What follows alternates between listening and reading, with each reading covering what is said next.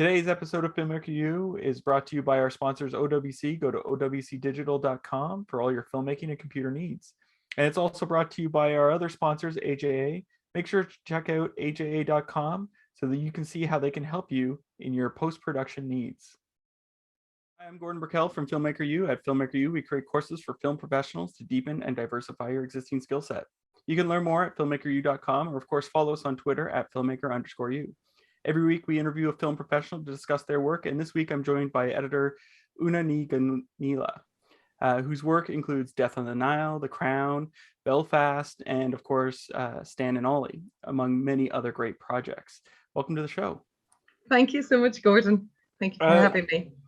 I guess you've done two projects for Kenneth Branagh this year. I want to start with Death on the Nile. Were you an Agatha Christie fan before taking on this project? I was. I'm a huge Agatha Christie fan.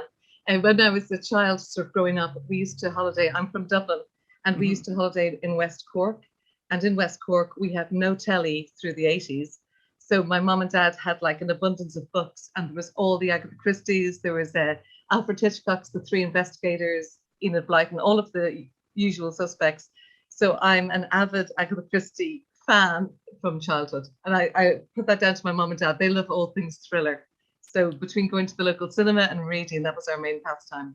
What is there a particular favorite Agatha Christie book? Yeah, you know what, I'm reading one at the moment, would you believe it? And what's really funny is I met a friend of mine and I pulled out my Agatha Christie book because there was a special offer on in Heathrow, buy two get one free, and she thought it might be Ken's next film, but it isn't. It's just me reading. It's one about the. Let me look at the title. It's about the cuckoo. It's not a Poirot or a Miss Marple. It's actually a story about a school, an espionage story. I can't even think of the name of it. It's in my bag, but because I only just bought it. So it's one about the cuckoo. But I do love, like as a child growing up, I always loved the And Then There Was None. That's a great book and film. Yeah, I think that might be one of my favorites. And I loved Death on the Nile. I think Death on the Nile is a very good story. Yeah. Now, should we read the book Death on the Nile before we watch the film? No, watch the movie first. So you can forget who did it. You can enjoy. What do you think it is that makes her writing so successful and so good for films? Like, I think about all the films, like Branagh's done 2 now, and all the films before that. I think Agatha Christie was wonderful about I think she said in her prologue of Death on the Nile that there was something of life in it. That's a quote that she wrote in her prologue. And she really wanted to grapple with what happens when you love too much, when a love is so dangerous, what we as mankind, the lengths that people can go to in the name of love, and murder in the name of love. So I think she sort of taps into those type of darker human recesses of our sort of emotional landscape. And then she carves out quite interesting characters, but even with very simple descriptions, like say Poirot with his egg-shaped head and his grey cells. She uses sort of like a Japanese haiku. She uses little bits of description, and we can use our imagination and round it out more. So I think that's what she captured. She captured a little bit of, say, man's humanity or inhumanity to man, and then this little Belgian detective, or Miss Marple, the elderly lady, the detectives who may pass through life unnoticed or unseen, and that these ordinary people were able to spot a clue because, say, Miss Marple, she always reduced it to the village that she lived in, and she could spot the characters of man and work out who the murderer was. So I think she chimed into something for the ordinary people that we could also relate to. In Ireland, there's a phrase, the valley of the twitching curtains. And it's when all the neighbours, if they're looking out the window, they see it. I've never heard that before. Well, she sets all her stories in the valley of the twitching net curtains. Well, it's so fascinating because growing up, I was never a fan of mystery films or mystery books. And then someone's like, no, you got to read Agatha Christie. And I was like, no, I'm not a fan. And then I read, and then there were none. And now I'm hooked. And I was thinking that, like, looking back, I'm like, everyone was just a pale imitation of her, like, and her work, right? Like, everyone was just sort of like, that's a really good book, I'm going to try and knock it off. Inspired by it. So good. And she's clever. I think her little breadcrumb trail that she leaves for the reader So if you ever reread her books, you spot something and you think, oh my God, she actually gave you the clue if you had spotted it the first time around. And there's something really joyful in that. I've been able to watch and learn and say, for Death on the Nile, we were trying that as we were cutting. We kept sort of coming back to something that could actually allow the audience have a memory. Because I love, as an editor, being able to place the audience sort of in a safe pair of hands. And for me, when I'm cutting, always imagining how will the audience feel, or how could I, improve the tension? How can I make them more, lean in, be a bit more curious? And I think hopefully if you see Death on the Nile, there's a sensuality to the film, as well as little clues that if you watch it again, if you don't know the story, you'll see more on a second viewing. It becomes richer the more you read it, or the richer the more you watch it. That's one of the most amazing things about her. Have you, now this is totally a selfish question for me, but have you dug into the mystery about her life yet? You know what? It's incredible, isn't it? It's very fascinating. Yeah, BBC did a film about it as well. Yes, I have read. I have read all about what happened to her in that week, or whether she was trying to frighten her husband. I don't know. It's mysterious. Yeah, it's really interesting, and it goes to show you again the depths of the woman. Because, say, as a woman, sometimes women's literature can be reduced to sort of chick lit. And actually, as women, we're all human. We actually like a good thriller or whatever. So Agatha Christie, I think, even by her doing, going missing, it just showed the depths of her emotion as a human being. And again, a little bit like what you said, the lengths people will go to for love. I think her marriage was ending. But is that right? I think that is right. Yeah, it was like a weird at that time. Yeah. It's a terrible time for her. Yeah, so I think the fact that she even went through that breakdown or whatever had happened, that also must have allowed her access and imagination into other characters and other people, and a bit of sympathy. I think if we all put ourselves in another person's shoes, it allows us to be a little bit kinder to each other. So I think her later writing, maybe she's even more kind to some of her characters. I know she fell out of love with Poirot. That seems to be well documented. But hopefully, if she saw the new Death on the Nile, maybe she'd fall in love with him again or empathize with him. And I think you kind of touched on this, but there's something that, like, when I first read a book by her, I'm like, oh, I could write like this. And then you reread it again, and you're like, oh, there's like little breadcrumbs, there's little notes, there's like, but it's deceptively simple in a weird way. Yeah. Now, I don't want to talk about Agatha Christie, even though we could all day. Me too. How did you and Kenneth begin working together? So in 2009 and 2013, I actually edited Wallander, his BBC TV detective drama. So a lot of my TV work is on the sort of darker side of thrillery detectives as well as other things. And I think I must have come to Ken's notice on the second time around in 2013, because I assembled the finale, and then I edited I assembled the finale, which is episodes 2 and 3, the 3-part series. But then I was the editor on episode 3, and another editor, Peter Costellas, he came in to fine cut episode 2. But they tasked me with a challenge of seeing, could I pull together, because I had done the whole assembly of both episodes, could I cut it together as a feature film? Because the finale of Wallander deals with Wallander's, who's Ken Branagh, his Alzheimer's. And for a great detective to suddenly lose his memory was such a tragedy. So I had a week with the producers, Anna Vollenberg, and we basically worked to see, could we make this into a feature? And I was quite creative, and so was Anna. Like we were creative. I have a documentary background, so I'm quite good, like a little magpie, finding ways that we could maybe use footage in a different way to tell something. We sent it back to Ken, and he was very excited. He had some ideas. And then I think he must have brought it to America to see, would we make, he might have had to shoot an extra 13 or 20 scenes to make it cohesive. But then I think he got off with Cinderella. So nothing came of that. But I must have gone into his grey matter, because then he, through my agent, he touched base twice, and then he offered me Death on the Nile. And then that got postponed. So we did All Is True, then Death on the Nile, then Belfast. We actually did 3 feature films in the space of 2 years. Yeah, I was going to say, it's like back to back to back. Yeah. It was very good. It's a lot of Branagh. It's a lot of Branagh. But he's so prolific that even when we were doing Death on the Nile, he would come in and he would work with me, and then he would leave and let me get on. So he's one of those directors who's actually very empowering to the people he works with, because he's not sitting behind me, telling me what to do. He's actually we're having a collaboration and discussion, and then I can do this. He can come back in and have a look. So when we went into lockdown for the end of Death on the Nile and for the whole duration of Belfast, we had a good rapport and a good, working method.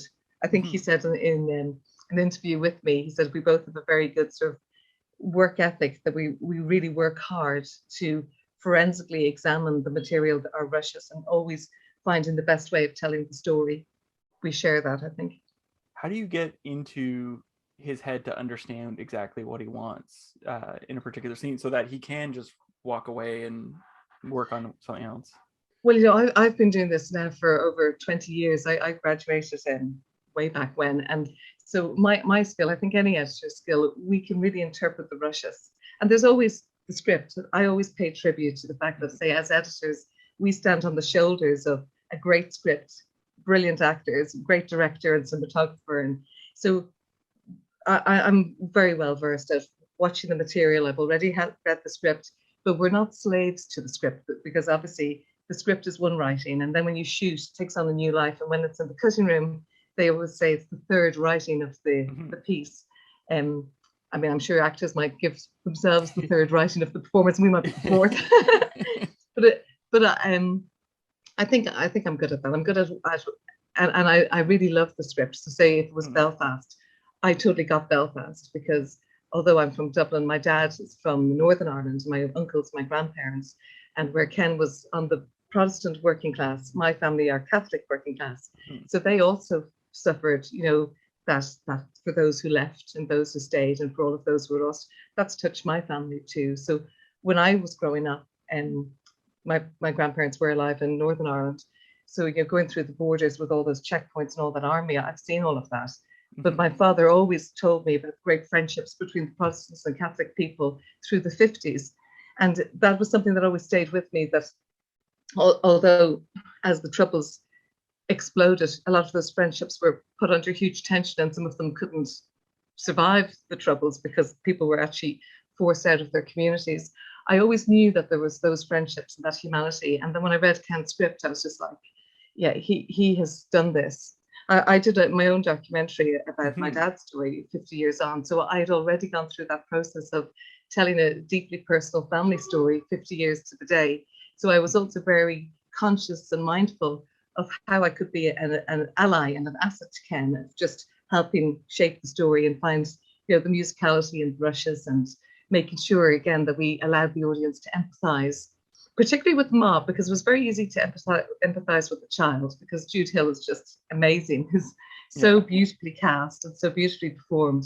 And then Ma's character was one, Katrina Balfe is amazing, so I'm a huge Katrina Balfe fan, but her character of not wanting to leave Belfast, that was a challenge, say, in the cutting room, of we always wanted to make sure that the audience didn't lose sympathy with her or feel frustrated by her. So we had to do things like that little scene of Van Morrison's Days Like These, which is a little collapsed scene that we were able to cut together with his music to show the family enjoying the long jump and the picnic in the park with their relatives, to sort of explain, on days like these, Belfast is the best place to be. No one would want to leave Belfast. But at the same time, we were always building, those barricades and the sound form of, the distant sound of the docks or the ice cream van, with the imagery of army and barriers and separation and segregation. So I think that I was, I think I was the right person to join Ken for this, and I was really very privileged that he asked me. Well, you mentioned your film, The Invisible Man. Yeah. Can you tell us a bit of what pushed you to take that on? So what pushed me to take that on, it was the fact that when my dad was a teenager, he was only 16 in 1956. So this is now 13 years before Belfast. And at that time, Catholics didn't have the right to vote if they didn't own their own homes. So everything was based on home ownership. And of course, the little sort of unsaid thing was the fact that you couldn't get a mortgage if you were Catholic. So say my father, family of 6, with 2 parents, 8 in a family. My granddad was a train driver, but they couldn't get a mortgage, so no vote. And their Protestant neighbours were great friends of theirs, Mr. and Mrs. Kinloch. They could get a mortgage, so they had 2 votes, and they owned the butcher shop, so they had a 3rd vote. So you'd have to say 2 Protestants with 3 votes, who are also working class, and 8 Catholics, no vote. So my father was always agitating. Although he was young, they were looking to people like Martin Luther King, and on a global scale throughout the 50s, there was a real movement, I think, globally to say one man, one vote, better housing, better jobs. So the short story is my dad was arrested and he was jailed. And although he hadn't a fair trial, he had no representation. He didn't recognize the authority of the court. So he was jailed for 10 years and he escaped after 4. And when he escaped, because he wasn't a member of the IRA, ordinary women helped him cross the border. Now, this is in 1960. Again, it's 9 years before Ken. And so when he finally crossed the border, there was no extradition because he had committed no crime, but he couldn't go back. So he was never able to return. And then as I was growing up, knowing that my dad couldn't return and he was a businessman, he was never involved in any violence. His campaign was for civil rights. Then Dad was agitating to try and have his record expunged or whatever you'd say. And finally in 1986, the British government did that after 30 years after his jailing, because there hadn't been a proper case. He was pardoned and he could return for the first time. So my documentary was 50 years to the day of his escape, returning with him to meet the women and the ordinary people who had helped him. Thankfully, so many of them were still alive. And it was just through our week-long retracing his footsteps, we were able to actually look at the situation in Northern Ireland at that time. Even in 1954, to give you an example, there was a Flags and Emblems Act. And the only flag you could fly was the Union Jack. And if you flew the tricolour in Northern Ireland, it was punishable by a fine of £500 or 5 years in jail. And that was just displaying a flag. So those things we explored through the documentary. So it meant that I was very conscious. But can I say one thing, actually? Yeah. In line of the Protestant Catholic thing, when my dad was jailed, and he had been held without trial for ages before he was finally sentenced to anything, my granddad was a very gentle man, and he was so devastated he wasn't able to visit my dad in jail. They didn't actually even know where he was. They heard it on the radio that he had been sentenced. So this is a totally different era of legal responsibilities. But the Protestant neighbour, Mrs. Kinloch, she was so moved because she knew my dad and knew he was still a schoolboy. He was just a small kid. She accompanied my granny to the jail every month, which for 2 women in the 1950s with no car, it was quite a trek from, if you ever look at the map, from Tyrone to Belfast, at least an hour and a half traveling. And then they had the indignity of the searches. And the Protestant lady, Mrs. Kinloch, she always went. And the first Christmas, she gave my dad a beautiful silk handkerchief. And because he wasn't in the IRA, they had an IRA unit in the jail, he was able to do his studies. And he asked a Protestant man, would he paint King William on a white steed with the Union Jack on this silk hanky. So the following Christmas, my dad framed it. He was still in jail. I think they all thought he might get out, but he was still there.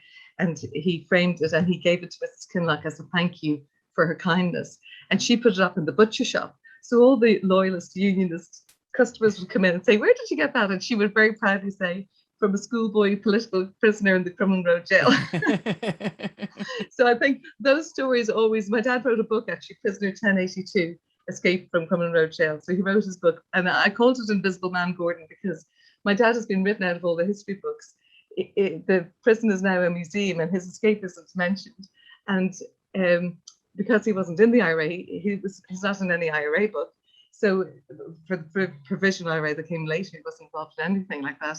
So I think my dad, I just said to Dad, his sacrifice for his agitation for civil rights that resulted in him being jailed for 4 years, having to escape, being very badly injured and never being able to return home for 30 years, by which time my granddad was dead. It's just removed from all the history books. That's why I made the film, to give voice to the, I think a lot of the films that I like making are films with the social conscience of giving voice to the people whose voice has been taken from them or whose story has not been heard. It's interesting because I think about like Belfast, your story. There's a lot of Irish stories that are coming out and I guess re-examining the time or shedding light on the time for people like myself who are in North America, and we just saw like whatever Hollywood violence, told us. troubles. yeah, that all came later. I mean, that's all much. That's from '69 onwards, from the beginning of the Belfast film. What do you think is sort of driving these stories being told now by the Irish, you know, as a country?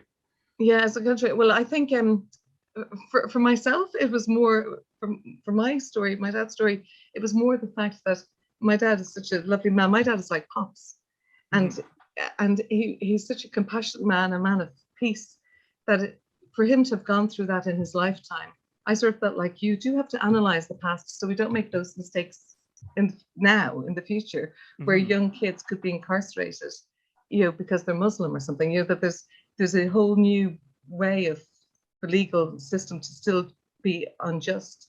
I know the Black Lives Matter that had sprung up last year, that was really important to sort of say, how are we dealing with our communities in the world, in America, in Ireland, and everywhere? For Ken with Belfast, I know it was the lockdown that struck a chord with him, not being able to leave, and then remembering what it was like when that street, which was this, rich mix of Protestants, Catholics, and Mr. Singh is there in his shop, that there's a great diversity because there's Presbyterian and there's loads of other religious Methodists, and then suddenly that you're having barricades putting up. So I think as a world, I think in 2020, 2019, 2018, I think we are looking around us and realizing there's a real need to promote kindness and compassion and to listen and not to have one voice that dominates all other voices and all the rest are afraid to speak up, that we have to really listen to each other and treat each other well, all of us on it. So I think something like that might probably be working in the background. And we've also moved far enough away from the Troubles that we can analyze them again, because through the 80s and 90s, it was just one atrocity after another atrocity. Like it was like Shakespeare, blood begets blood. It was just a quagmire. And now with Brexit, the border becomes a conversation again. So I think we have to keep discussion alive and open, honest conversation, not mute the truth of what happened. And there were people wrongfully jailed, and we have to accept that's a fact, and make sure that we do everything within our ability that doesn't continue to happen, because we know it is happening. It does continue to happen. So we have to do more as a humanity, as a mankind, to help each other. I hope that's what it is, because that's what I liked about Belfast. I've been, since I finished my dad's film, it took me 6 years to make my film, although it's all set in 1 week. Thank goodness my dad didn't age and he kept the same hat and coat. But I think that's what I like. I like films that actually celebrate humanity. And say my father, he holds no resentment against the people who put him to jail, because he understands the context of the time. But even in his book, he wrote, if Westminster had dealt with the injustices of the 50s, he fully believes that the Troubles may never have happened, because there wasn't a taste for violence. It isn't like the Irish nation, whether you're Protestant or Catholic, you want to fight. It wasn't that at all. It all stemmed from civil rights, the lack of. Well, and you've sort of mentioned this, but this is a really personal film for Kenneth. Yeah. So one of the things that's really tricky is sometimes as an editor, you have to push back and be like, this isn't good for the story. How do you do that when it's a very personal film? Or in the example of your dad, the film about your dad, like you want to tell the best story, but you also have to be open. I think, Gordon, I think the fact that what's really interesting to just say this is that Ken didn't actually know the story about my dad. And in December of 2020, Ken invited me to do a test audience screening. He was doing one in London, I was doing one in Dublin. And of course, I had 6 people I could invite, and I invited my mom and dad because they're actually great cinephiles, as well as, I hope cinephiles means that they love cinema. I think it does. They love cinema. They love all cinema. And but also with their background, I thought they'd be a good audience. So anyway, when they came down to watch it, my dad was crying his way through. He just absolutely loved it. And then he wrote me this lovely email, and in the email, he just said everything that he loved about it with the Danny Blanchflower. He had loads of comments about the authenticity of the time. And in it, he happened to mention that he had been a teenage political prisoner. And of course, when I got this email, I just thought, well, I can't send this to Ken, because poor Ken, myself and Ken were trying to finish the film. And I thought this might be a curveball to say to him, by the way. But then Ken happened to say to me just after Christmas, he said something about some of the test audience he had shown were questioning whether it was authentic, that a Catholic child would be in school with a Protestant boy, for example, or that the neighbours would be living so well with each other. So then I just emailed him and said, look, my dad's actually written a book about it, and here's my dad's story and here's my dad's letter. And then he wrote back, this is in capitals, amazing. And he said, it really helped to have someone who, my dad was born in 1939, so he was gone by 69. He left the North in 1960 when he escaped, but he could validate that was true, and that Ken had actually captured that compassion and intimacy of neighbours, and the vernacular, the way people speak. Like my dad can talk to you and he could break into song to emphasize a point. Well, it's like, Pops can quote poetry. My dad's the same. So I think that really helps. And then my dad suggested Ruby Murray, who's a Protestant singer, and he said to me, mention to Ken that he should really consider having Ruby Murray in the film. So I phoned Ken. I said, my dad's mentioning the singer Ruby Murray, and Ken knew who it was, and she's in the film. If you ever watch the film again, when Ma's getting the letter, there's a woman singing on the radio, and that's a Protestant singer who was loved by both sides of the community. So I think, to answer your question though, is because I had gone through that, I knew that of making my own film, I knew that I had a responsibility to Ken, that if I did see something that I thought maybe could this work better, I could share it with him. And also he was very gracious, because it is his story and he knew it so well, and he wrote it and he lived it. Then he was very open to collaboration. And if I suggested something that chimed with him, then he would say to me, okay, audition that idea, and I would do it. So we worked really hard together to sort of find the best way of shifting scenes around to let the audience feel the story and stay, a lot of the scenes are very beautifully shot with depth of field and singular or limited coverage. So we had to keep an eye on that. If there was too many of them in a row, for example, not to let the film plateau. So we were always watching the shaping, and as we were refining and shortening and losing scenes, then we were able to create those vignettes of the collapsed scenes. And I could just pick like imagery of those longer scenes that were gone, like the little girl getting her hair brushed, and find shaping in those. So we worked very well together, but we were very respectful of each other and very both on the same page of just doing our best. I think everyone who Ken worked with on this, we all came with the same thing, that we wanted to do anything we could to help him. So if we did see something that we thought, Ken, do you think this could be better? We weren't shy to speak up. It would have been worse not to speak up and to leave something go that could have been improved. And he was really gracious and collaborative. I wanted to hear, and then he could pick and choose, No, I always like to hear about the scenes that get removed. Was there any particular scene that got removed that you really liked, but it just didn't work for the story? Yeah. The scene that I loved was a scene where, so we had a few more magic realism scenes. And so there was a scene where Katrina Balfe had a beautiful sort of song. And so she got a chance to sort of sing. And when Pa was going off on the bus, she's walking with a little boy. Now, I loved that scene. So even at the end, but we had to take it out, because what we found was it actually, although these scenes were beautiful and they were exquisitely written and performed and shot and everything, but it just sometimes broke the authenticity, and it just turned it into maybe a softer film, that you went into these flights of fantasy. And then it was better to stay with the fact, after that conversation with Ma on the bus, when she's sort of saying, I don't want to leave, it was more important to stay with her and not allow it to go into sort of magic realism, but just allow Pa to go, and then watching him go. And then we go to that beautiful wide landscape with the little Harlington wolf. It's a very brooding drone shot of Belfast. And then I think we're going to Pops in hospital for the first time. So the mood, it just meant we had to go with the mood. But that was when I was sad to lose, because she was brilliant. Yeah. Now, I have one last question I've been asking everyone we do these interviews with. We've been stuck in this pandemic for going on 2 years now.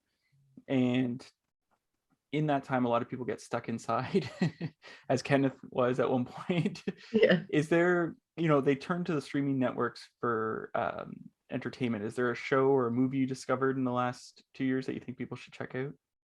Well, I came to the game a little bit late. I'll tell you what I did watch this year or last year, and I can't believe that I didn't watch it all in one go when it first came out. But I watched Breaking Bad, and then yeah. Better Call Saul. Yeah, and I had begun Breaking Bad, and then with work I had fallen off that finishing it, and then thanks to lockdown we just watched all of Breaking Bad and then Better Call Saul, to the point that actually it was like going on to the 5th episode on the same night of Better Call Saul because we couldn't turn it off.